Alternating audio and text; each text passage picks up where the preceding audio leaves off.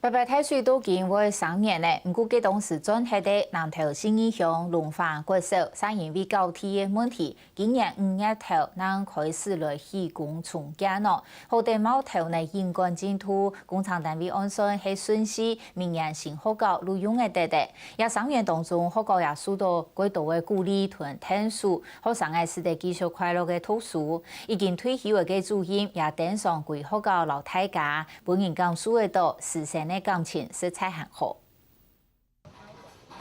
行业龙华国小嘅教研度，实时看到所有嘅工人做下3万关系。無論係鐵工，亦係表木工，大家做下希望，大家同鄉親等東橋嘅學校重建好。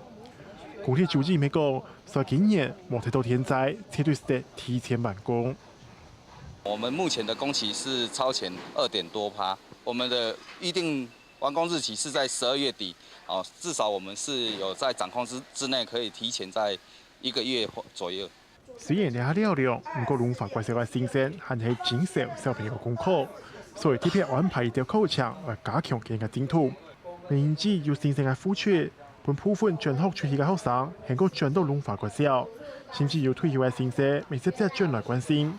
展現今後嘅師生感情，因為不適應，然後再加上就是不習慣那裡的生活，很高興我回來的話，還可以再看到有新的學校，然後還可以讓其他小朋友一起讀下去。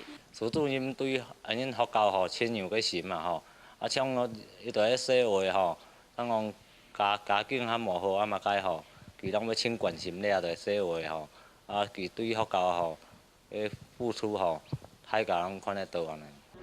龍華國小高峰講，對爸爸逝世了後，佢感謝國家嘅關心，還有聽受，尤其係台中之中嘅學生對龍華國小聽受程度。從風災的第一時間，他們自動自發進來幫我們復課。那到後來這2年，我們在組合教室裡面，只要我們有需要，一通電話，他就馬上進來。我覺得那份心意是讓我們很感動了。我覺得這個感動就一直點點滴滴的在心頭裡面累積，這樣子。實際龍華國小嘅重建進度，加排因為體感問題，會拖到今年5月將正式開工，但是未因為社區居民自己爭取，所以龍華國小總算是重建。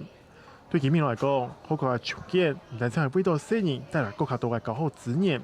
咪同時可以帶來減居民同居民之間嘅感情。看下新聞李鵬奇南投報道。